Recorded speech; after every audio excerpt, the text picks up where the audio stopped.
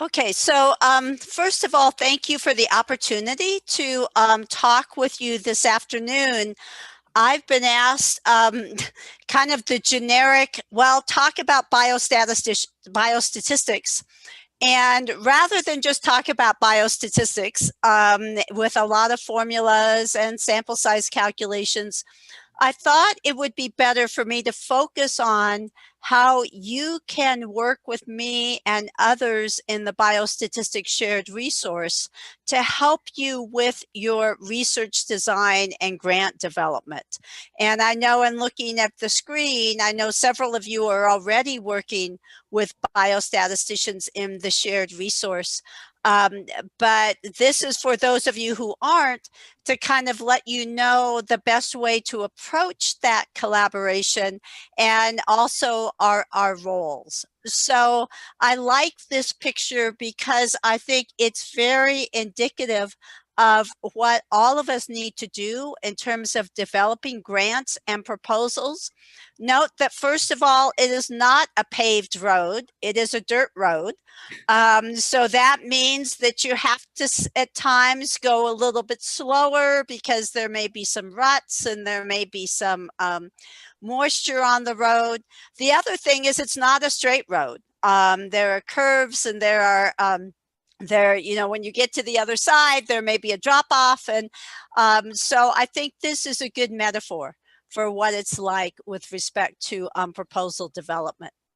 So my goal is to spend about 40 minutes or so just kind of talking about the different roles of the investigators and the statisticians in terms of developing a grant proposal, and then to talk with each of you, not knowing how many would be here. I said, well, about 3 to 5 minutes of kind of what your research focus is and your next steps, kind of where are you? I know some of you have submitted your own grants, others haven't, so that then that just helps us move forward. It also helps the others hear where you are.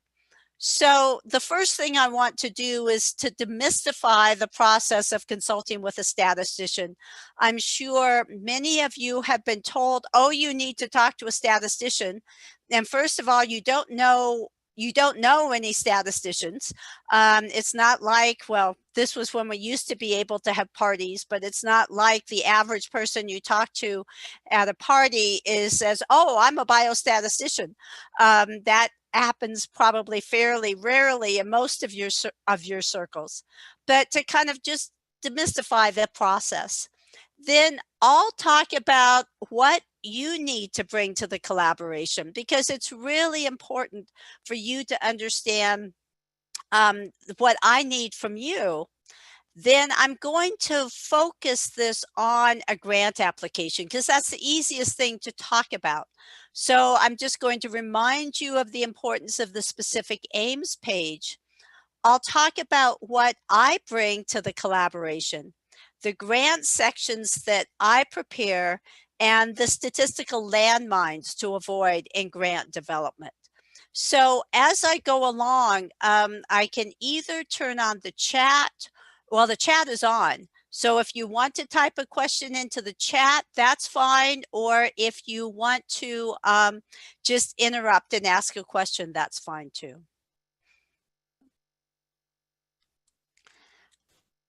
So let me start. I have several slides on what you bring to the collaboration.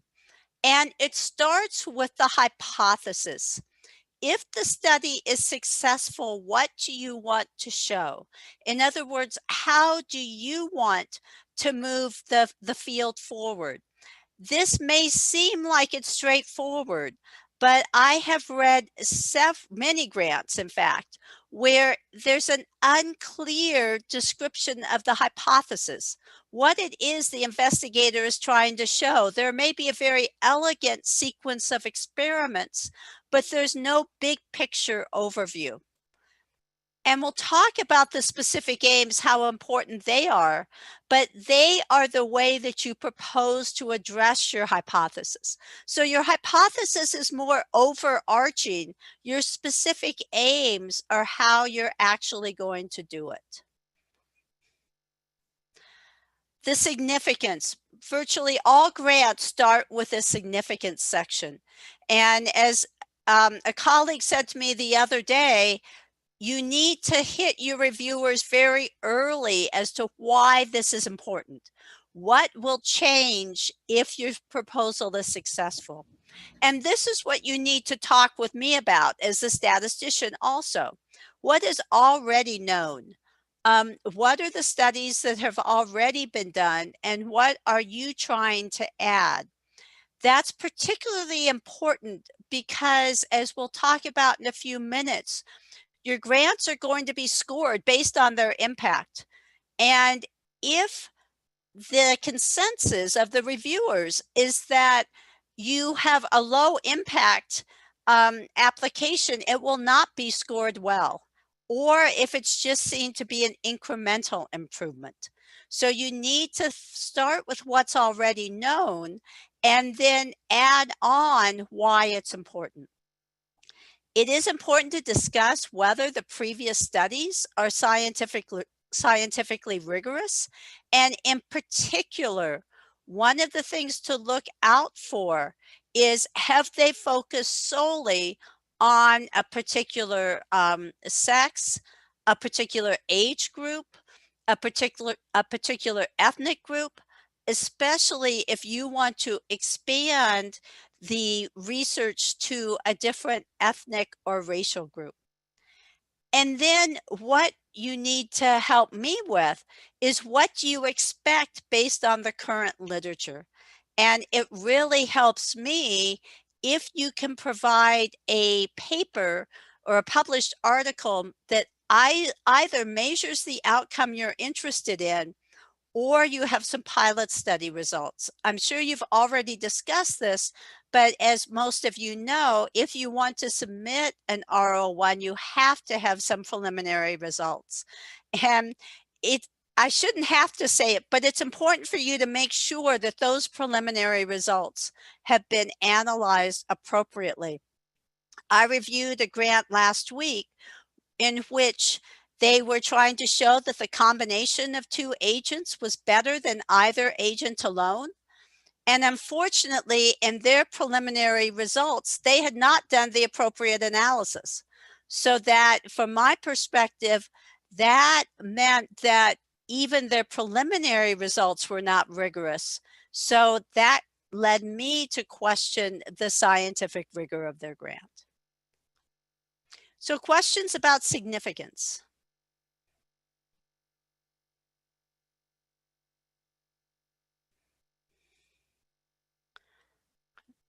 What is the innovation?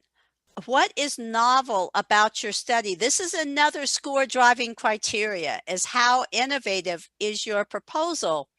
That means you need to make time for a thorough literature review. I serve on I'm a standing member of a study section, and a grant is not reviewed favorably if the applicant has said, well, this is very innovative, we're the first ones to study this, and the reviewer says, well, no, it was actually published 3 years ago. So make sure that you know what's novel about your study. And that's why it's so important to have others in the field read your grant before it's submitted, because they may know the literature better. And that way you can make sure that your statements about innovation are reasonable. So for me, from a statistical perspective, the part I help with the most is your approach. How will you address your hypothesis? I have seen grants rated very well with respect to significance, innovation, investigators, and then when it gets to an approach, it's down to a 6, 7, or 8, and that will basically sink your grant.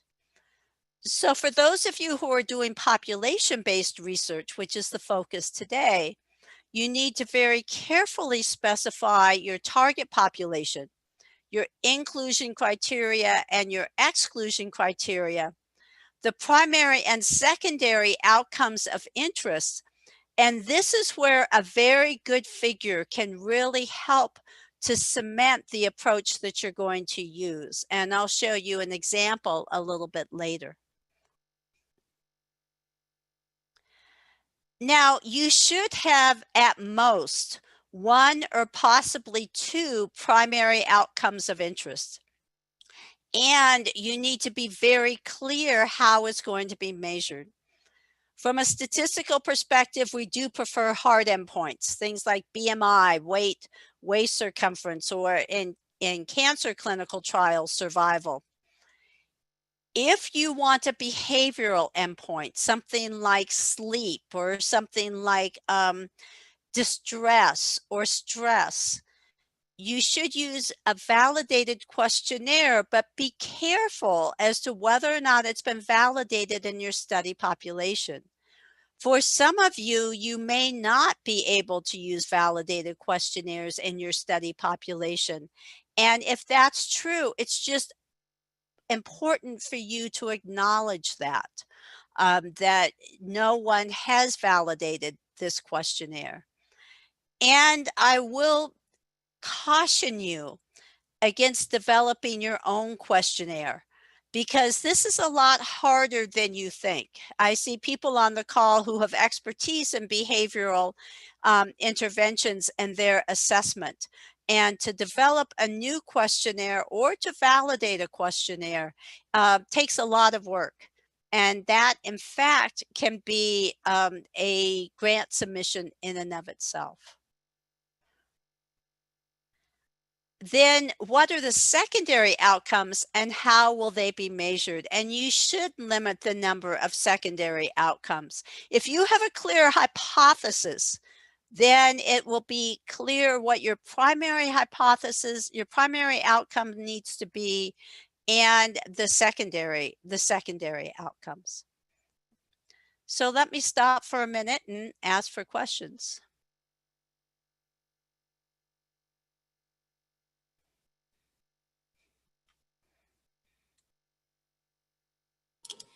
I have a quick question. Sure.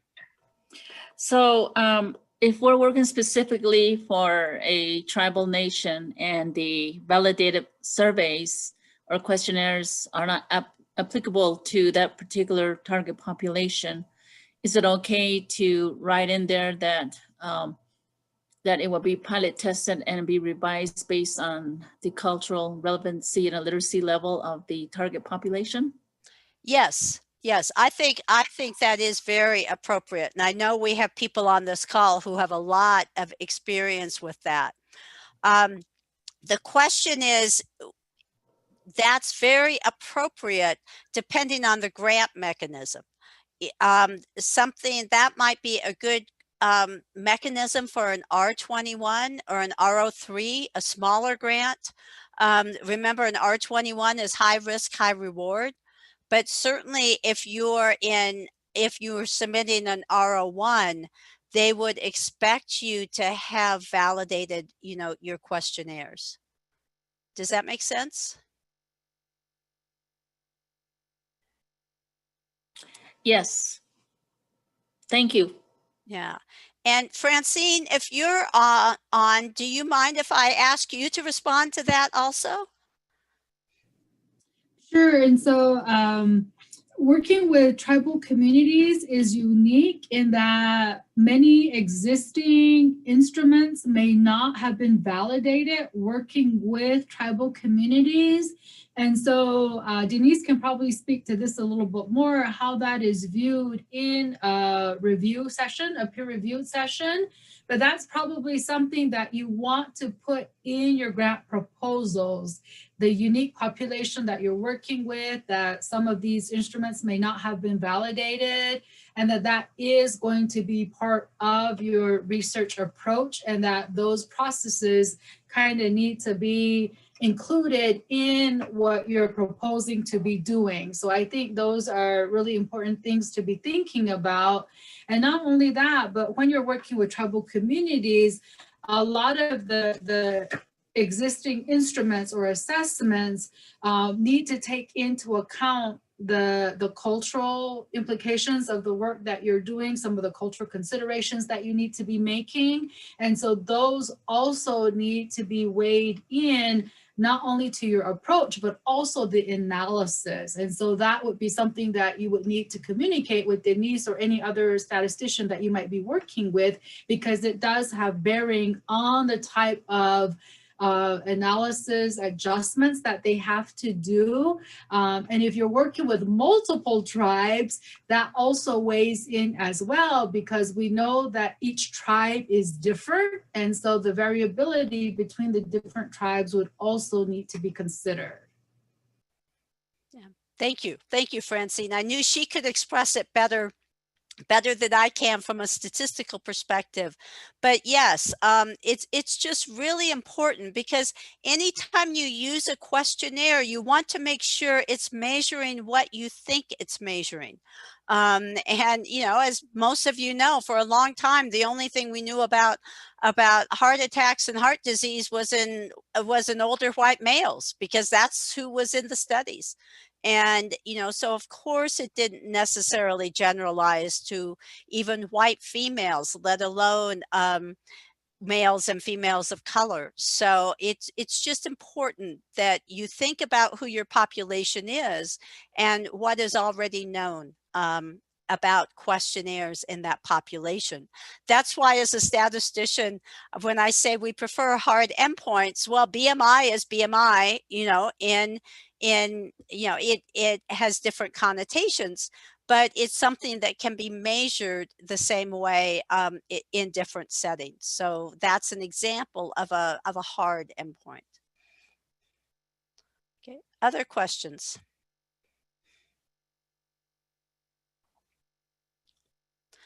Okay, now what are the specific aims? Your specific aims page is one of the most important pages in your entire grant application, and it's worth taking the time to write it well. It should include your hypothesis, a paragraph of your background, a few sentences about the innovation, the specific aims in detail, and the impact. Hit the reviewers right away with what the impact of your proposal is going to be. You should draft your specific aims first. I've worked with one collaborator for years that sets aside a month before she even starts writing the grant to draft the specific aims and the specific aims page. But then as you develop the approach, you may need to go back and refine your specific aims, because, and especially as you develop the budget, you may realize that part of what you proposed may not be feasible within either the grant period or within the grant budget. Definitely you should allocate the time to have others read your grants before they're submitted, but in particular, do not have misspellings on your specific aims page. It just comes across as a sloppy investigator, and a sloppy investigator means they're less likely to fund your grant. So it's worthwhile spending a lot of time on your specific aims page. And I know you will probably have workshops throughout your time with NACP about how to develop a specific aims page. Now, these are the common mistakes I've seen in specifying specific aims. One is people confuse a process aim with a hypothesis. So I have seen multiple times that the first specific aim is we're going to assemble a cohort. That's a process. That's not a scientific hypothesis. That's part of your approach. It's not one of your specific aims. The other thing I've seen happen is combine specific aims. So for example, to test the efficacy of the intervention on changes in BMI and its feasibility and acceptability to the study population. That's actually 3 outcomes. And in fact, it would be better to have, say, your primary outcome be the change in BMI, and then your secondary outcomes to assess feasibility and acceptability. In fact, if you have a planning grant, in your planning grant, the feasibility and acceptability may be your primary outcomes, and the efficacy would be a secondary outcome, because you know your sample size will not be large enough to be able to have an efficacy outcome. So are there questions about specific aims?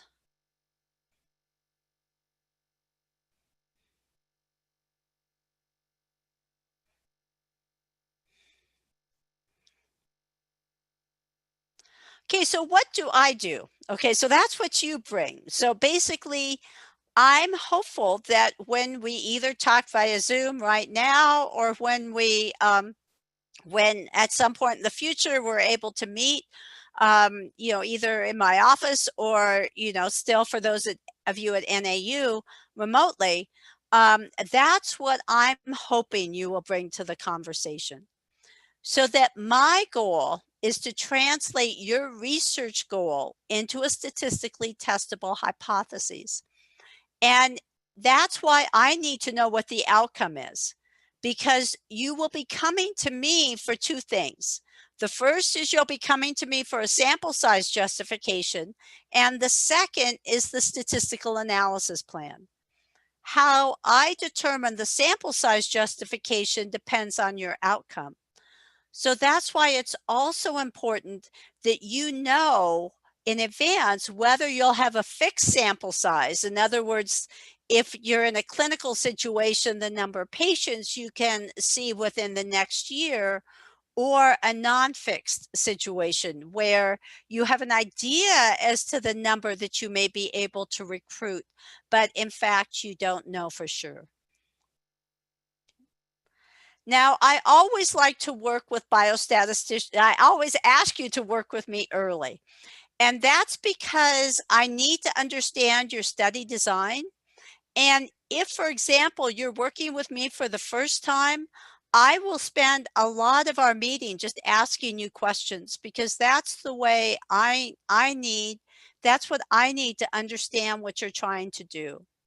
And then often you need the required sample size to be able to complete the budget. I don't know how it is at NAU, but at U of A, I know they want the budget routed often at least a week or 2 before the grant itself is submitted.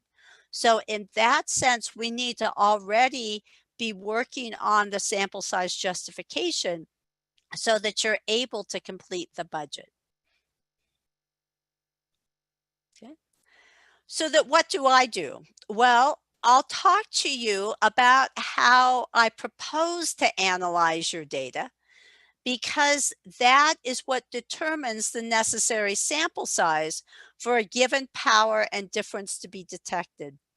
And then my role is to develop the statistical considerations and sample size justification. Now, NIH is continuing to emphasize both sex and age as biologic variables. I know most of you are doing population-based research. Sometimes when I work with investigators that are doing animal experiments, they'll tell me things like, well, we only like to use female mice because the males eat each other up. And the answer to that is, well, no, usually you would need to include both male and female mice. Unless you're studying a particular disease that occurs only in women or only in men, you should definitely include both sexes. And I recently reviewed a smaller pilot study in which they could only accrue 15 participants within a year. They said, well, we're going to let the sex distribution reflect the distribution in the population of this particular disease. And that would have meant 11 males and 4 females. And I suggested for 15 subjects that they select 8 and 7. There would be no reason to have such a small number of females. So that's something that you need to take into account. Okay. So let me just briefly review how we do sample size and power justification. And I promise there are no formulas and I won't make you do anything by hand. But remember, we have an alpha error, which is typically 0.05, which is when we conclude that we have a difference or an effect, when in reality there is no difference. What we're interested in is minimizing the beta error, which is when we conclude there's no effect when in reality there is a difference. The power is 1 minus beta, which depends on the statistical analysis approach, so that we select our sample size so that the power is typically 80% or 90%. It is important, if you're going to have interim analyses, that you adjust for that in your sample size justification.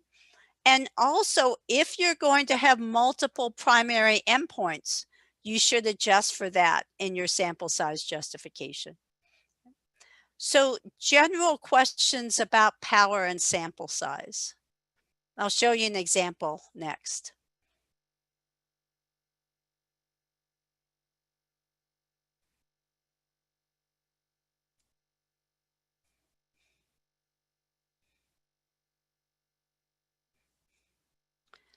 Okay, so here's just a straightforward example. We're interested in a new approach to smoking cessation. We know that the current approach leads to a smoking cessation rate of 15%.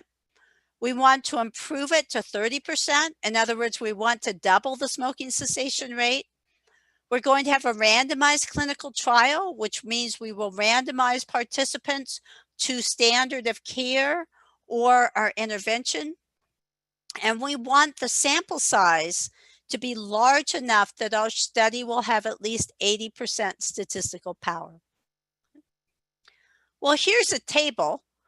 This is a 2-sample test of proportions. We want to detect an improvement from 15% to 30%. And what you immediately see is to have at least 80% statistical power, we have to have 140 participants in each one of the arms.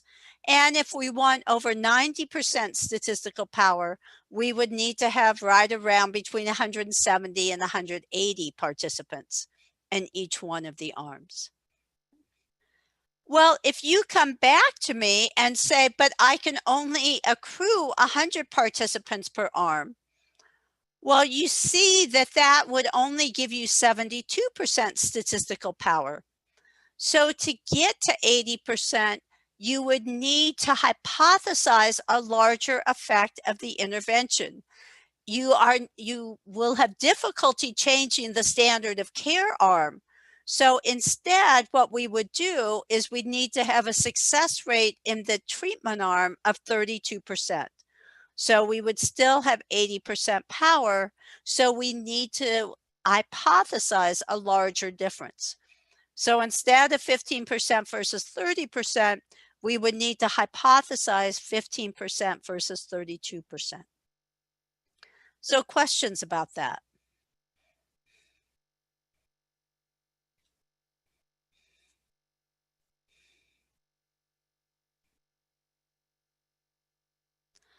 Okay, so that in the sample size and power justification, I will carefully define the assumptions you've made. I will try to use pilot data or results from the literature to justify your assumptions. And I need to provide enough detail so that the biostatistical reviewer can match your calculations.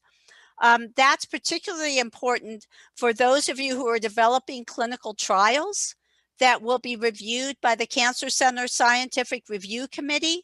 On that committee, the statisticians will try to match your calculations to make sure they're correct. And they typically also do that in any grant reviews. So then I also draft the proposed statistical analysis plan, What I try to do is I go through each one of your aims and sub-aims, and I discuss the statistical approach for each one.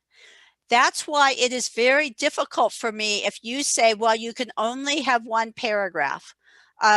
You may be cutting yourself short on the review if there's not enough room to really lay out the scientific objectives and how they're going to be tested, so that I will clearly state the primary outcome and all secondary outcomes. When I review grants, that's how I can tell whether it's a generic statistical consideration plan versus one that's been tailored to the grant. I'll summarize the proposed analyses. I'll discuss sex and age as biologic variables. And then I will talk about potential biases, in particular the concern about missing data. And this is particularly true when you have a longitudinal study in which you're following individuals across time. Okay. So I just listed some of the statistical landmines to avoid, and I'm also going to open it up to the other senior investigators to share some of their own. I have seen grants with no sample size justification at all. They just say, well, we'll accrue 20 subjects, and there's no feasibility as to whether that will allow them to detect anything of statistical importance. If it is just based on feasibility, in particular, if you're submitting a pilot grant, you can state that, but then you still need to show what you will be able to detect. I've seen investigators say, well, in our previous studies, we've been able to detect significance with 50 people, so that's what we'll have in this study. Well, that's not an appropriate rationale, because the endpoints may have changed, your sample may have changed, so it shouldn't just be based on your previous experience. It is important that the analysis plan should be tied to each aim. And then in many cases, I see a very naive statistical analysis plan. If you're going to have longitudinal measurements, your analysis plan needs to adjust for that. And in particular, I'll show you an example in a minute in which we have clustered observations. Your analysis plan also needs to adjust for that. So I'll open it up to see if some of the other senior investigators have other statistical landmines that they've seen.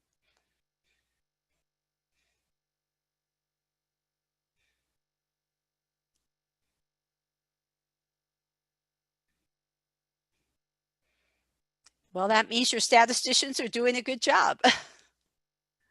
I have had people say to me when I review on study sections that in some cases, they read the specific aims page and then go to the statistical analysis plan, because that tells them exactly what the investigator has conveyed in terms of what they're going to be assessing. So that's why it's that important. Okay. Now let me just run through an example to kind of solidify some of these concepts. This is actually an R21 that I was involved with Dr. Melanie Hingle, who's in the Department of Nutrition and MESCOV. This was a single-arm study. It was a YMCA-based type 2 diabetes prevention program for overweight and obese 9 to 12-year-old children and their parents. In the R21, remember, an R21 is high risk, high reward. So with the amount of funding available, we had an initial sample size of 60 parents and children to allow for 20% attrition. And the program was based on previous results in a YMCA-based childhood obesity program. This gets into being really clear what your target population is. We didn't do a clinic-based childhood obesity program. We looked specifically at a YMCA-based program. Okay. We had face-to-face delivery that was led by YMCA lifestyle coaches and a hybrid delivery with alternating face-to-face and mobile device delivered content. For the purposes of this pilot analysis, we combined the two modes, and in fact, there was very little difference between them.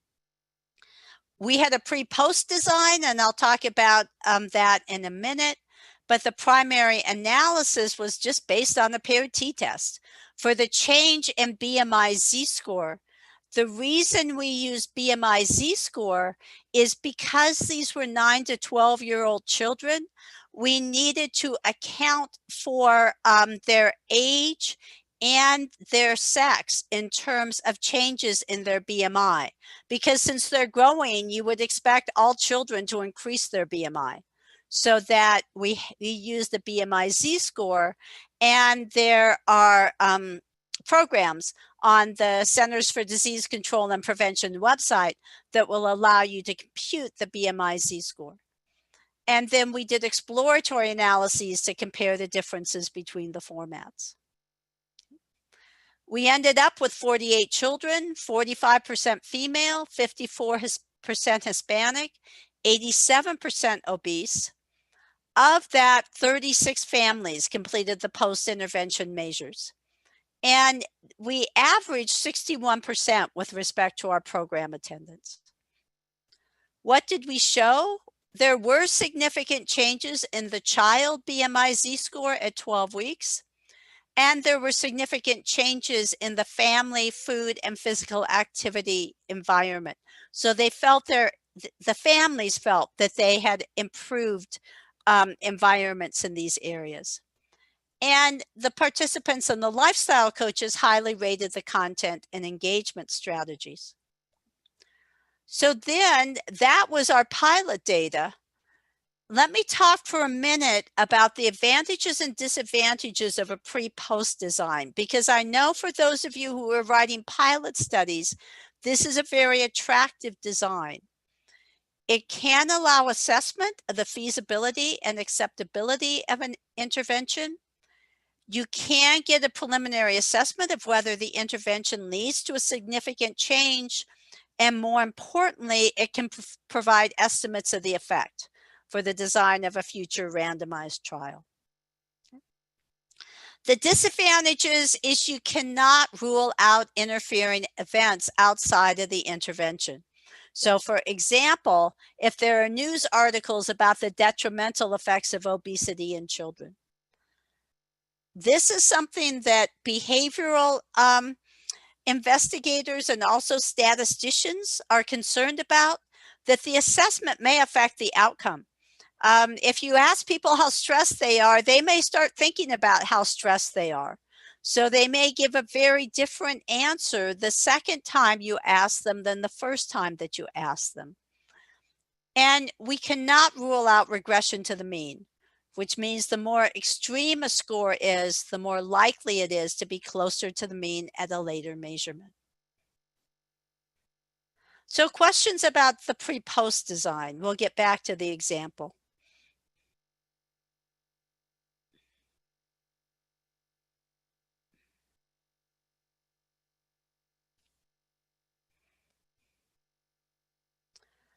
Okay, so then based on our pilot data, we submitted an R01 grant.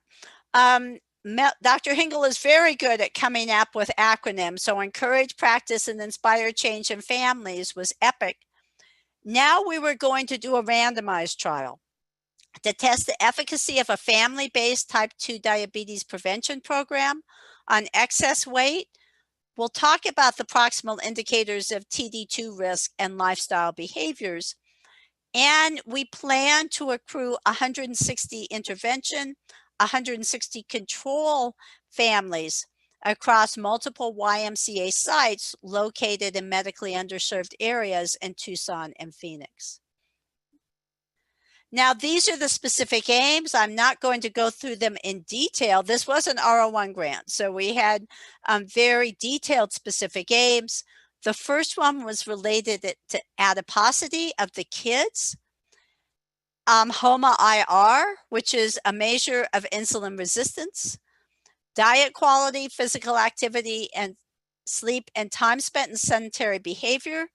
And then this gets into the program implementation parts of it, including acceptability, adoption, and factors influencing sustainability, because of course we didn't want the intervention to disappear when the grant funding ended. Okay. Now here's an example of a very nice flow diagram. Okay. We anticipated that we would need to screen 2,200 families. Of those, 80% would be ineligible. We expected that 20% would be eligible, 20 to 30% would not be interested, so we would enroll 320, and then we would have 160 in the lifestyle intervention, which was going to continue for 6 months, versus the control. We would test them again at 6 months, and notice that we allowed up to 25% attrition. Then we would have further follow-up from 6 months to 12 months. And among those in the control group, they would be able to participate in the intervention. One of the unique aspects of this design is that we were not randomizing individuals to the intervention or control within a YMCA, because we were concerned about contamination within a Y, so that at any given interval, each Y had only the intervention or a control condition, so that then in the next year, if they had intervention in the year previously, they would have the control in the next year. So if you note, we have 16 cohorts of individuals, okay? And we'll talk about that clustering in a minute, because the sample size justification had to accommodate the fact that individuals within a particular Y, especially since this was a face-to-face intervention, might behave more similarly than individuals in different years, even within the same Y. So we based our sample size on the mean change in the BMI Z-score from the EPIC-KID study. We assumed that there would be 16 clusters. These are our clusters, and we allowed 20 dyads per cluster. We allowed up to 25% attrition, so 120 per group at 6 months. And then we did have 2 primary outcomes, the BMI Z-score and insulin resistance. So that means I adjusted the alpha level using Bonferroni, which means I divided it in 2. So our sample size justification was based on an alpha level of 0.025. Okay. So this just shows how you need to go beyond just saying, okay, I'm going to do a paired t-test, to account for things like the fact that we may have correlation within a cluster, and also co-primary endpoints. So questions about the example?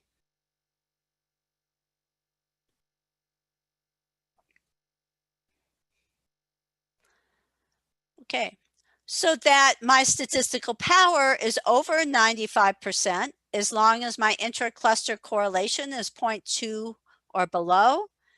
And for HOMA-IR, we did the sample size justification in terms of a standardized difference, which is the mean divided by the standard deviation.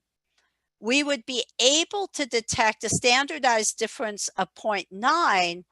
It turns out that one of our co-investigators demonstrated a much smaller standardized difference in obese Latino adolescents. So if we assume this effect size, then we would have greater than 90% statistical power.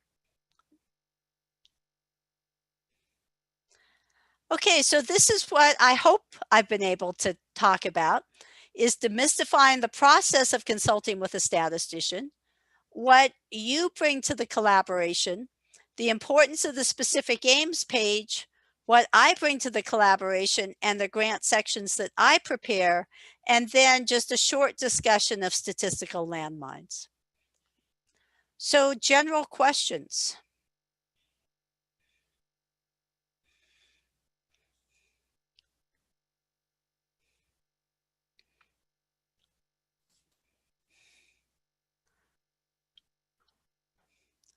Okay, so then I will stop the share. And Maria, can I ask for your help in terms of calling on the early stage investigators? So we have, it says there's 15 participants. We have probably 5 or 6 senior investigators on the call. So that means each of you would have probably about 3 to 4 minutes. So Maria, can you help me, or should I just go through the list? I can help you, Denise. Okay.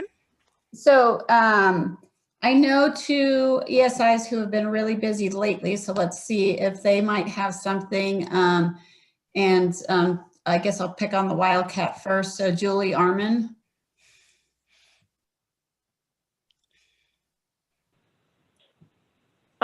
Sure. Hi, Julie. Heather, hi. How are you, Denise? Good. Heather can chime in. And so we are, there you are, Heather. You're interested in knowing what we're working on and what our next steps are.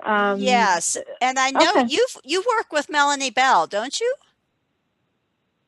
I have in the past. Yeah. I mean, Melanie okay. and I have worked together on, we've both been co-investigators with Judith Gordon, but on our project, we're working with Janet Rothers, who— Oh, I know Janet. You yes. Know. Yeah. And so Janet is a co-investigator on our team. And so we're currently in the process of adapting a cancer screening education program that was developed for women with intellectual disabilities, and we're adapting it in partnership with our community partners. And we're getting ready to do feasibility and acceptability testing next year, early next year, and just kind of exploring some of those preliminary outcomes that, as you mentioned, regarding knowledge, self-efficacy, and then just this morning, Heather and Janet and I met to talk about a planned submission for the next step after we've done the feasibility testing next year. Heather, I don't want to put you on the spot. Do you want to talk about that? We just started talking about it, so there's not really much for me to say, to be totally honest. So, but basically, you know, kind of the next steps we were thinking about for the next phases is obviously, this first phase is really small, as Julie mentioned, for feasibility, acceptability. So obviously we'd be looking at a bigger sample size, and we haven't really gotten much further beyond the sense of talking about, we visualize the next phase being more looking at kind of testing components of the curriculum, as well as the outcomes from being part of the curriculum, to kind of see, you know, when I say components, like it's the who's delivering it, how it's being delivered, you know, kind of really pulling out some more specific testing of those components to see which parts of the components have more of a kind of an impact on the outcome. It's a design called MOST design, what we were talking about, which I don't know, hold on, I have it in front of me, if I can make sure I say it correctly. It's a multi-phase optimization strategy approach is like the research design that we're thinking about. Yeah, I think that's as far as we've gotten. Yeah. So how many, are you doing both women and men? So it's a breast and cervical cancer screening education program. So it's just for the women. And in addition to that, some of our preliminary work identified that we should also involve a caregiver in the educational program. So it's a dyad approach. So we're actually kind of looking at knowledge and attitudes, self-efficacy above the women themselves, and also their support person, caregiver. Okay. And then what age range? So this is adults. So these are at the ages at which you would be needing to get those cancer screenings, right? Okay. So, yeah. Yeah. Mhm. Okay. 18 and up. 18 and up, yeah. 18 and up for cervical cancer, right? Mhm. Yeah. Okay. Well, that sounds really interesting. So where are you hoping to submit? You said next year you're thinking about a grant Mhm. application. Where are you hoping to submit? We were looking at the R34 mechanism. Uh-huh. Probably NIMHD. Yeah. Mhm. So remind me, the R34, is that the one with the pilot and then, or is it just a, it's a full grant? It's a full grant, but it allows for a randomized control feasibility trial so that you can test out it expects you to do Okay. a feasibility trial. So we were thinking we would do the most component tests, prior to doing the randomized feasibility trial. It is a 3-year grant, so it seems like there might be time enough to do that if we focus the component testing. And can you do this solely in Tucson, or do you have to go to Phoenix also to get enough women? Well, that currently we have 2 partners, and we would continue the partnership with them, Hopi Cancer Support Services and Tucson Indian Center. Okay. And so really the feasibility and acceptability test will be our, that will tell us if we need to go to Phoenix, I would imagine, for the next phase. Yeah. Although the hope is, I mean, we've already talked to people thanks to Heather's chattiness at a hotel lobby. We've already talked to people who have, some interest in expanding this at, more broadly in other states. I meant that in a good way, Heather. I should say your My networking skills. Networking Yes. skills. Thank you. That's it. Yeah. Okay. No, that sounds really interesting. And I know you've kind of really identified a niche population. So that will help you. That will help improve your chances of success. Denise, I have a question for you. As I was glad that Heather remembered that caregivers are part of our intervention, and because our kind of primary outcome is that the women themselves get their mammogram or pap smear. For the project that you worked on, the EPIC Families project, what was the endpoint or the outcome for the family member? Was it just outcomes for the children? It was just the physical outcomes were just for the kids, but the outcomes like the family food environment, that was from the families. And Terry Badger has done a lot of work, as you probably know, with dyads and the analysis of dyads. So she would be a really good source.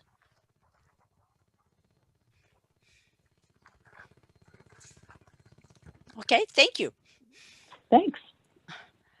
Okay, Maria, who's next? So I know somebody who might be kind of early stage with a K award. I don't know if she's ready for prime time yet, but Chelsea, do you have anything that you might want to ask Denise?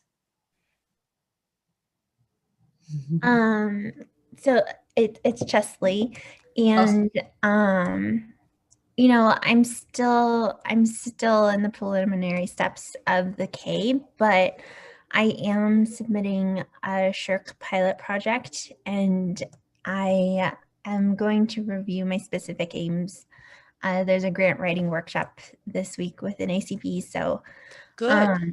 I think the hard part is that for me, I'm wanting to do a study using mobile health technology as an intervention for alcohol consumption in Native American population experiencing homelessness. Mhm. And the feedback I keep getting in terms of the pilot study is that I really need to narrow my focus. But at the same time, I have to justify how, because it's a development grant, I have to justify how it will lead to greater funding, like a greater funding Mhm. award in the future. So I had 3 levels planned. The first level is to get like a cultural and community working definition of homelessness, Mhm. because we know Native Americans who are homeless are very different than the general population, and they can fall into under and overutilization of services. Mhm. So that was going to be my qualitative component. And then I wanted to evaluate alcohol use at the same time in order to develop my ecological momentary assessment protocol. Mhm. So my question would be, specifically, when I'm told to narrow things down for my specific aims, is it okay to have specific aims that we will, one, just first and foremost qualify what homelessness is in my population, and then 2, gain an understanding of alcohol use, because we don't know if we have binge drinkers or like largely abstainers who have infrequent episodes of problematic drinking or what, but we do know that alcohol contributes significantly to a lot of the mental health issues and then extending the time of homelessness. So I want to capture all of that. And is that enough for specific aims? Well, for a planning grant, yes. Okay. Because in essence, it seems to me like what you're trying to do is you're trying to define the prevalence of both conditions, Mhm. right? The prevalence of experiencing homelessness, and then within that subset, the prevalence with alcohol abuse. Mhm. So that it seems to me that yes, that's a very important piece for you. And then the question I would have is, I mean, I know there are validated questionnaires for alcohol abuse, but are there any validated in the tribes that you propose to study? That's a good question. Not really, no. Yeah. I think a lot of the research on the different instruments has been mostly established ones, and does this work when we apply it to specific tribes? And the results are really mixed. Some of them Mhm. work with tribes, some of them really aren't applicable. Yeah. Yeah. So that is a limitation that you'll need to overcome. Mhm. And, but you can just have that in your limitations and alternative approaches, Okay. section. Just acknowledge it.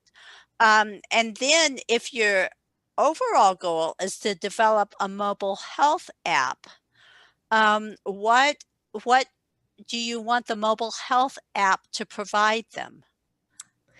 So I'm primarily trained in ecological momentary assessment and just-in-time adaptive interventions. And so Mhm. I would want to use the just-in-time model to get, so based on the definitions of homelessness and alcohol consumption, I would know like what settings are the greatest risk for Mhm. drinking behaviors. Mhm. And so if it's when somebody reports that they're staying with family that they don't have a great relationship with, I also want to monitor in there, which is part of my big research, is stress and discrimination leading to poor health behavior or negative health Mhm. behaviors.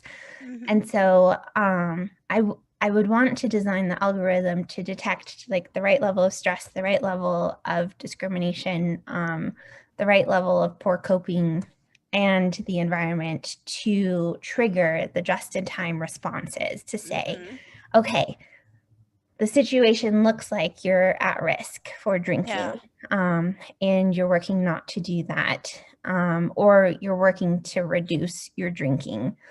Do you want to try one of these interventions? And so that's the model I would want the app to be framed around.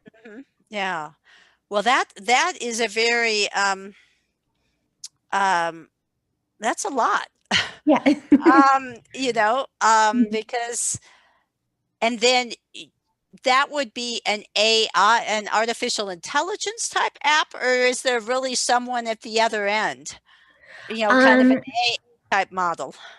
So it would probably be a mix. Like, we would offer the opportunity to call like a national health line or helpline. So there would be somebody connected there.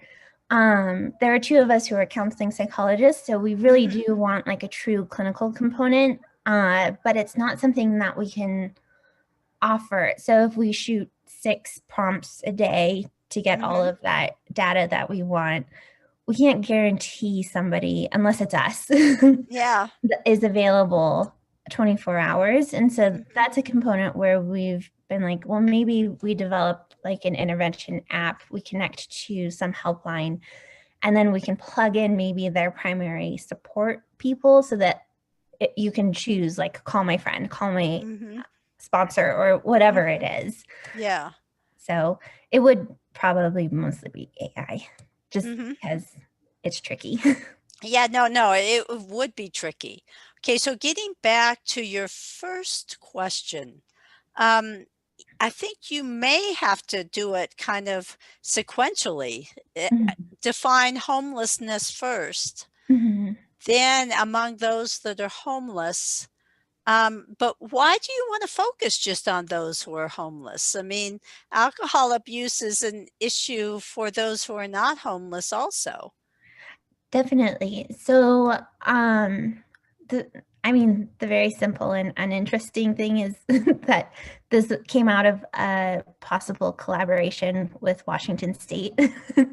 And so it was an area where one of the PIs there and I we're just looking into the homeless communities in our areas.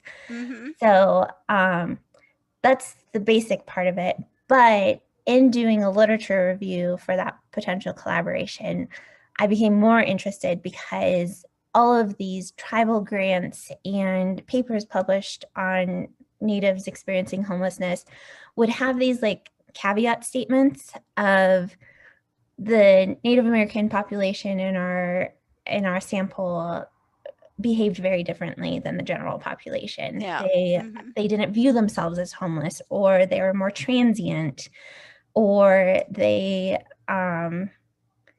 they followed jobs, but they were comfortable camping out and then only coming in for health or food services. And so just seeing it repeated over and over, I was like, okay, there's something interesting going on here.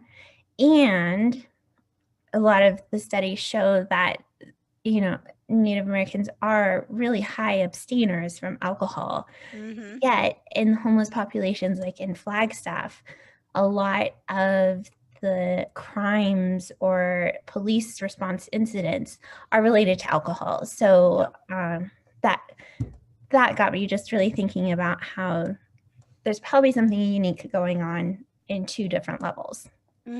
Yeah, no, it sounds like a fascinating proposal.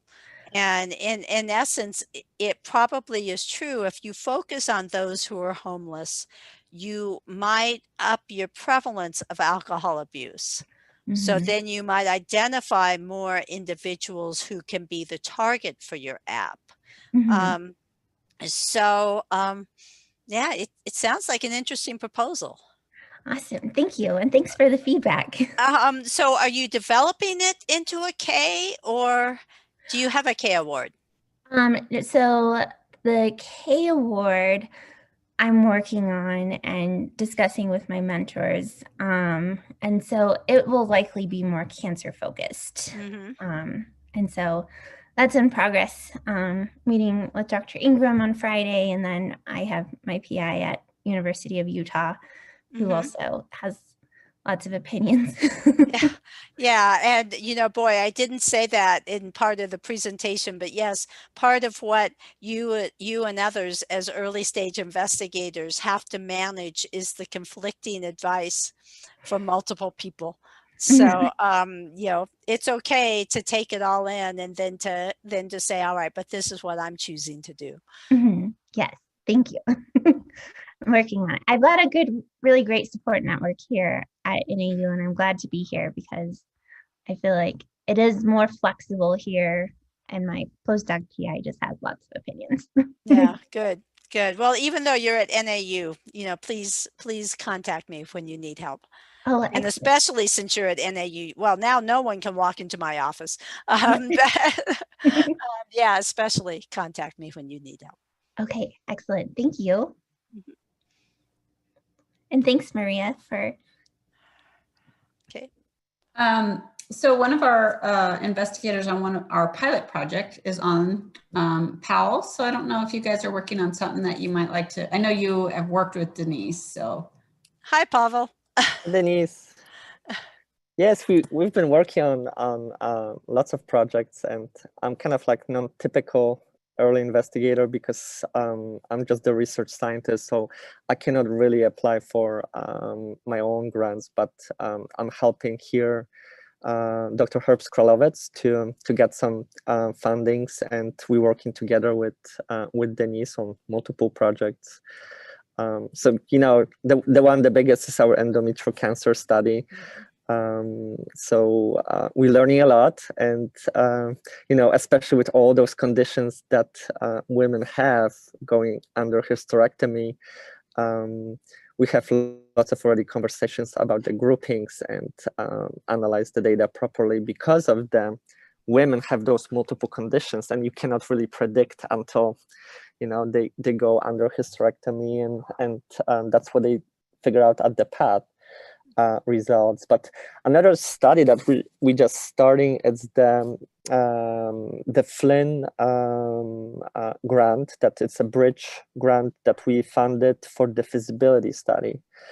So I think this is going to be very exciting because we got the R01 pretty well scored, and the biggest issue we had, it was already some time ago because unfortunately, this bridge study was a little delayed because of the COVID, of course. So I think Elisa, our research coordinator, she's planning to start recruiting our patients. So for that feasibility study, we want to do the microbiome analysis in women with cervical cancer or cervical precancer. So we published multiple papers already from our previous cohort, but it was a cross-sectional study. And of course, the best step for that would be to show the causation. And of course, we cannot show any causation with microbiome and development of those cervical neoplasia. So the longitudinal design, it's the step that we need to take to see more if the microbiome changes, and this causes the change in the neoplastic disease or HPV persistence, or it's opposite, that the HPV that persists is gonna change your microbiome, so the effect can be opposite. But I think for this feasibility study, we cannot, of course, propose that because it's not enough time. I think it was one year grant. So I think it's only more about if we able to recruit the patients and they're gonna be okay with multiple self-collection as well. So there's a couple differences that what happened, to our previous study. First one is this longitudinal aspect. So the women needs to be collected multiple times. And then there's the self-collection because they're not coming to clinic, sometimes years, sometimes 3 years, depends on their PAP results. They don't need to come back to the clinic.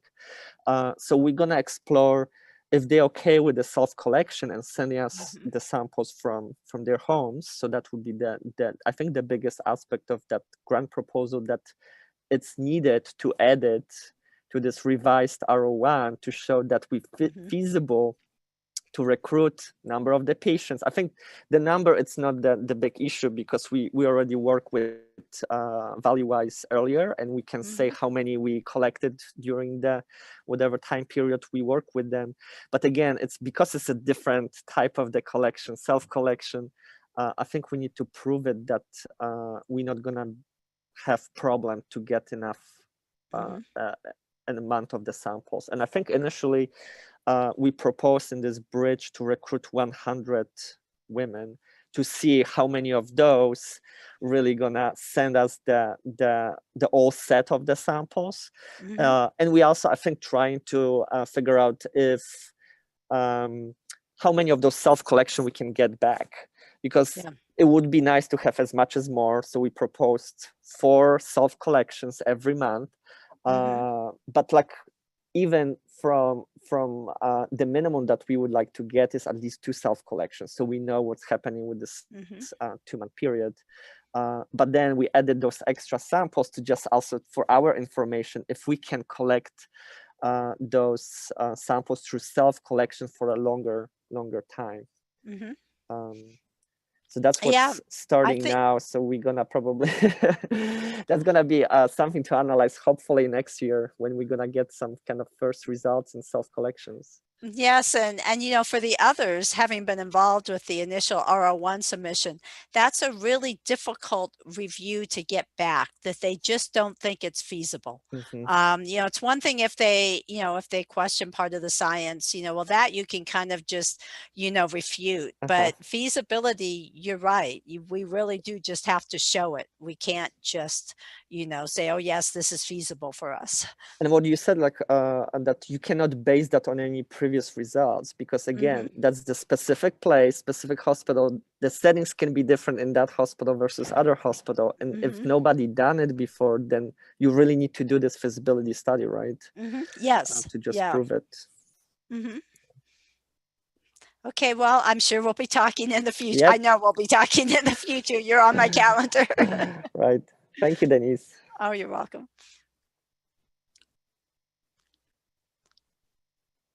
Maria? Yeah, so we can head back up to NAU and see Regina.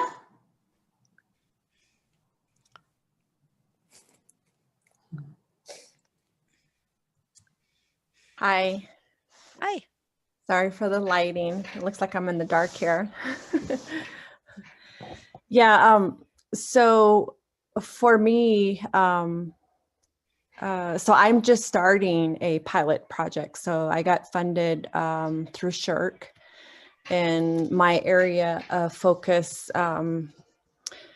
is really looking at school-based research. And what I'm specifically looking at right now in the next couple of years is looking at school wellness, both policies and practices, using an instrument. So part of this pilot study, I'm looking to also gather qualitative data. And then in looking at this to kind of build, to gain a good understanding, kind of a baseline understanding, because I think kind of what we all agree on, you know, with American Indian Health, you know, there's, you know, hardly any data. So, and that's kind of this, the same here in school health and wellness. You know, if there is, you know, it's maybe region specific, et cetera. So I'm looking at schools on the Navajo Nation. So in looking forward, I think my goal, I think, would be really to, you know, begin to build off, you know, I guess kind of after these findings, preliminary findings, have a good understanding, you know, in terms of policies. From a policy perspective, implementation is one aspect, but then also, you know, to develop policies that support, you know, healthy practices in school. So, you know, I think some of this would probably involve, I'm really interested in cultural foods, intervention in the school setting, for example, school lunch programs.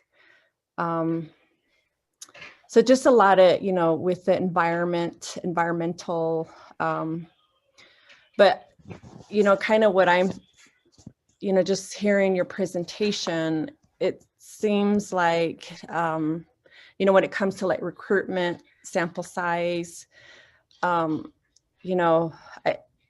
if that's going to be an issue for me, just because right now, on Navajo, but maybe, may need to consider, I guess, going outside, to other tribal nations, schools, but, I think that's still, far in my planning at this point, but those are just kind of some thoughts that I have, looking forward to kind of the next steps of, submitting proposals.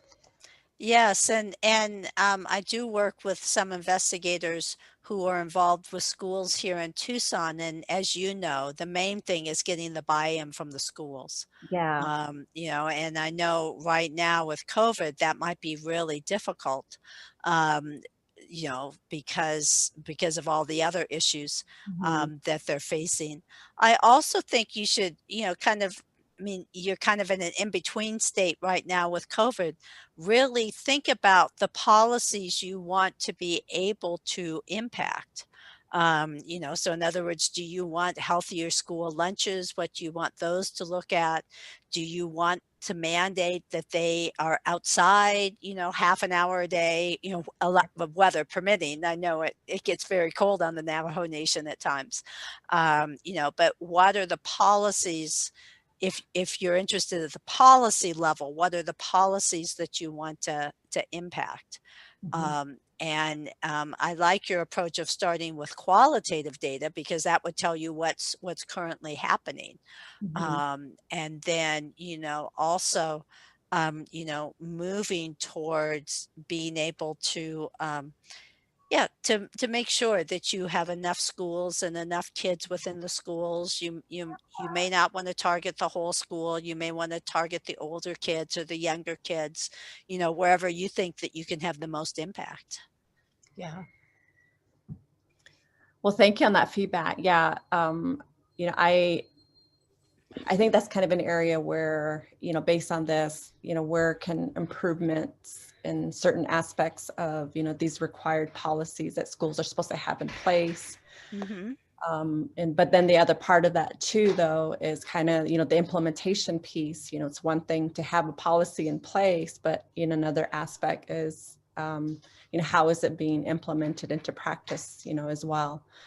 But thank you for that feedback. Well, and I also am working with some investigators who are very interested in food security. So that might be something that would play in also. If the kids are getting breakfast and lunch, how much of it is going to the kid at school versus going in their pocket for their little brother at home. So I think, kind of also being just aware of things like that. Indeed. Thank you. Do we have time for more, Denise? Sure, one more. And real quick before I call on the last person, Kelly Lorela, our evaluator for NACP, has put a link in the chat box. And so if everybody who has attended the workshop could fill that out, it would be very helpful to NACP. Kelly, did you want to say anything specific about it? No, just please take a couple minutes to give us feedback. It helps us shape these workshops in the future and inform how they can be better and what was working really well about them. We appreciate it. Well, and I'd very much ask you to fill that out also, because when Dr. Highmark first approached me about giving a workshop on biostatistics, I teach a year-long course, and I thought, well, no one is going to want to sit in an hour and a half distillation of a year-long course. So, I kind of just thought about other groups that I've I've worked with and what seemed to be helpful, but let me know if this worked. Because, you know, if it doesn't, you'll help the next group. And if it does, let me know the parts that you think worked well, and, you know, the parts that, yeah, you can just skip that next time. So it will help me also. So thank you. Great. How about Ken? I know Ken has lots of projects going on. Hello. Yeah, I do have a lot of projects. So my primary interest right now is kidney cancer, and my research is actually have two aspects.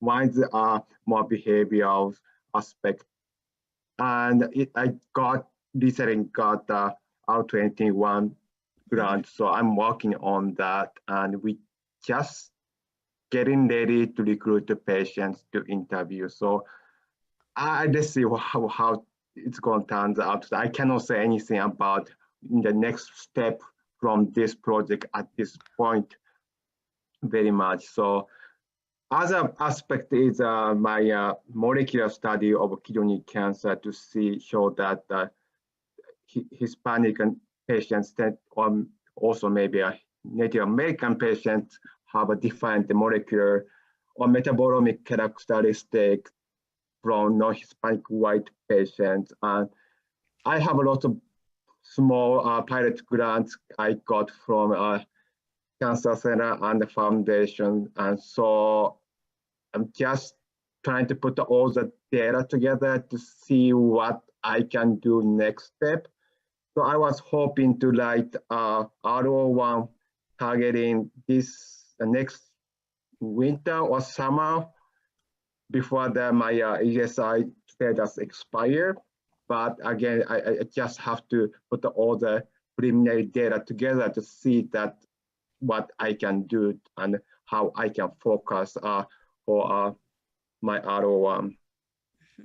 Also, I have other pending grant with from the DoD. So if that comes through, probably I'll wait to apply for R01 as well. So it's just the waiting period between having grant project going, trying to produce data, and trying to figure out what's the next step. Yeah. And you work with Paul Su, right? Yes. So for the R01, R21 for the kidney cancer project. Also, I work for the HOPI project. I work with Paul Su. And for the molecular aspect, I usually talk to Jinzo, or I have talked to, I cannot say his name really good, Xiao, yes. Yeah, I've talked to him a couple of times and gave me some suggestions. So yes, I usually talk to somebody, biostatistics, that is appropriate for my project and see what they think. And yeah. Well, good, because I know you've been writing a lot of grants. Yeah, I know you've reading a lot of my grants. Yeah. So I would also just say to the others who haven't had a chance to share what they've been doing, you have my email. Please email me. I mean, I'm the director of the Biostatistics Shared Resource for the Cancer Center. We have 5 faculty level statisticians that have various pieces that provide statistical support. The other thing that I have is several master's level statisticians. So if you need help with any just data analysis, you know, we're here to help with that. Yeah, Maria, is there anything else? Yes, I'll just mention real quick, just to remind everybody, the early stage investigators and junior investigators that are involved in guides, NACP will support your biostatistics, whether you're working for a manuscript or a grant. So don't hesitate, because you've got that paid for through us. So it's an opportunity to take advantage of that. I have a question about that. So do we just email, I guess, Denise directly, or from NAU? So no, email me directly. Okay. Yeah, I've worked with several people from NAU already. So yeah, just email me directly. And you know, it helps me. I tell my students this also, put NACP in the subject line, because I'm sure it's true for the rest of you too, I get between 300 and 400 emails a day. So, you know, if you put NACP, I'll make it a point to make sure that, okay, I read that one and respond to you. So yeah, but please just email me directly, droe@arizona.edu. Okay, great. Thank you. Yeah, and then Denise will just bill us. Okay. Yeah. And if you want to make sure it happens, CC Maria, because then she'll make sure that I respond. Okay, well, thank you very much for the opportunity. And I look forward to talking with many of you in the future. Thank you, I want to Denise. thank you also, Denise. Very, very good. Very informative. Yeah, you're welcome. Thank you. Thank you. Bye, Denise. Bye-bye.